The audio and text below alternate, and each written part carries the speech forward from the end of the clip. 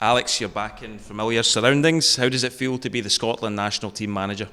It feels wonderful. I felt that 10, 11 years have passed, and I thought it's a fantastic time in my life to come back and hopefully get the national team to the Euros and also help them up the Nations League, the newly founded Nations League. So that's the goals, and I'm really looking forward to the challenge. Does it feel like you've got some unfinished business? Yeah, it does. So close last time. You wonder if you'll get a chance again of being the national coach.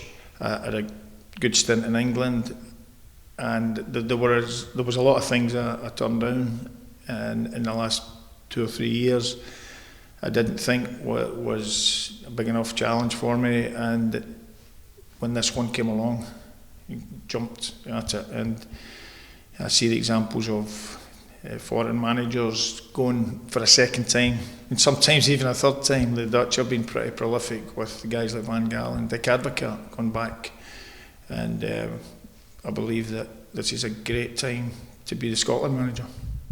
You achieved a lot as a player, you've achieved a lot as a manager, but where would it rank to lead your country to Euro 2020, especially with Hampden as a host stadium? Well, given the lack of a Scottish presence at big competitions over the last 20 years or so, it would be probably the greatest achievement for me personally. First up, we've got Costa Rica at Hampden. You played against them at World Cup 1990 as a player. How much are you looking forward to getting started? Yeah, well, that does bring back those memories, unfortunately not in a good way, but Costa Rica have shown that even since then that they've been quite a decent side, and they've always competed very well in the Central American competition.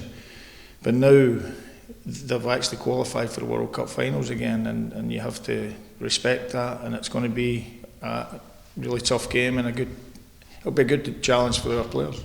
Where do you think the strengths lie in the current squad? We have an abundance of midfielders in real good quality.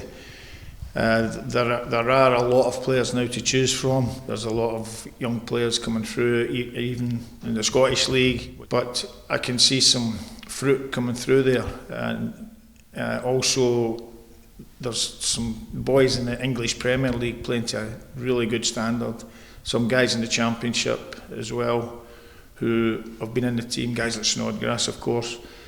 So there's a good crop of players there, and it's about nurturing them and trying to continue on the unbeaten streak that sadly wasn't enough for us in the last Championships.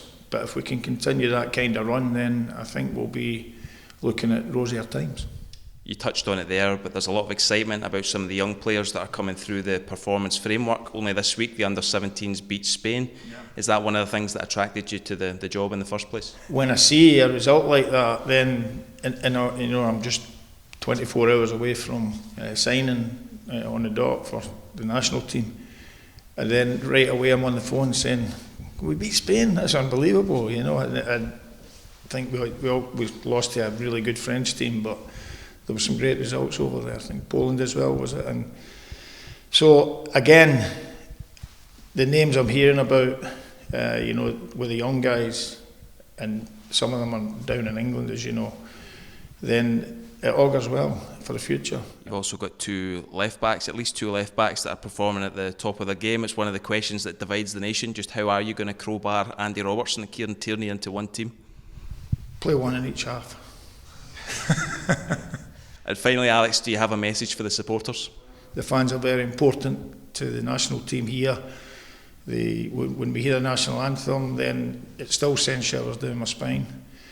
And the crowd, it's just a joy to watch them in the stadium with the kilts and all the regalia on, and that is a marvel for the rest of the world. But we have to get there. We have to do it on the pitch to take these guys to the finals.